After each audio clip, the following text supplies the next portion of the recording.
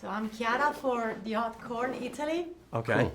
Love and it. I very much love the movie. Great, thank you Awesome. very much. Awesome. So it's a horror movie, but it happens in it's set in real circumstances. Yes. There's a hurricane in Florida.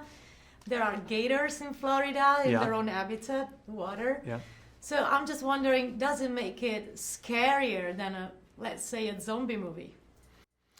To me, it does, because it really could happen. Yeah. So for me, that's the kind of fun experience I like. It's like half survival movie, half horror movie, and it's really possible because you see on the news all the time with the environmental changes, how often these cities in the southern United States are flooding.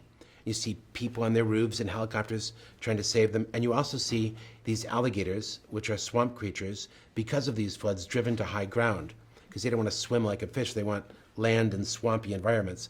So I really do think what the Rasmussen brothers, the original writers of the script, wrote as being a possible scenario. So for me, it makes it so great, especially since our director, Alexander Aja, realized the power of this lied in its reality. And everything he did, from making the alligators look real, to the performances being grounded, to the visual effects not being more than they needed to, but just being real, it made it all the more thrilling for me. Yeah, even like little details. Like I read that gators are more aggressive if somebody bothers their eggs, and there's a scene with the eggs. Oh yeah. That made it more. Did you like that scene? Yeah, It's fun, right? These little things. They're very territorial, I guess. And Yeah. like you often say, Alex is a great researcher of his material. Yeah. So Yeah. that was he wanted to really make sure that you understood why they were attacking a human, or those sort of give a logic to it. Just keep it grounded. Right. And so in the past years, we saw Hollywood very much interested in horror movies. There were I'm thinking of Get Out and The Quiet Place. And what I saw and I noticed is that even people that weren't too much into the genre started to get more interested. Yes. That's an impression, at least. So how do you think the horror movies have changed through the years? You were a game changer yourself in the 80s. So Thank you. Well, the horror movie has found new respectability. And it used to be a thing that would play in the low-budget theaters, in the drive-ins, that weirdos would go see. And now it's something that's been pulled out into the light, and actually, like Get Out was maybe nominated for an Academy Award a couple years ago. So it's very strange, actually, because it used to be horror movies were like, there's a dead animal in the garage, in the dark corner of the garage. Now they're taking the dead animal out, and everyone's going, cool, look in the sunlight. It's like, I don't know about that.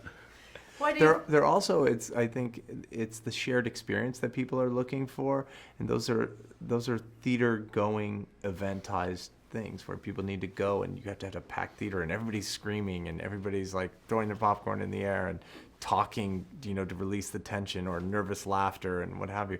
And those things are a shared experience that I think people are searching for as people begin to stay home more. They're looking for reasons to go out. Right. Well, Yeah. why do you think people like to get scared in a cinema hall? I don't know. They like to grab the person next to them or something. Yeah. I think fun. for the It's reason you're exhilarating. mentioning, and it's a community experience. Yeah. We don't have a lot of them anymore.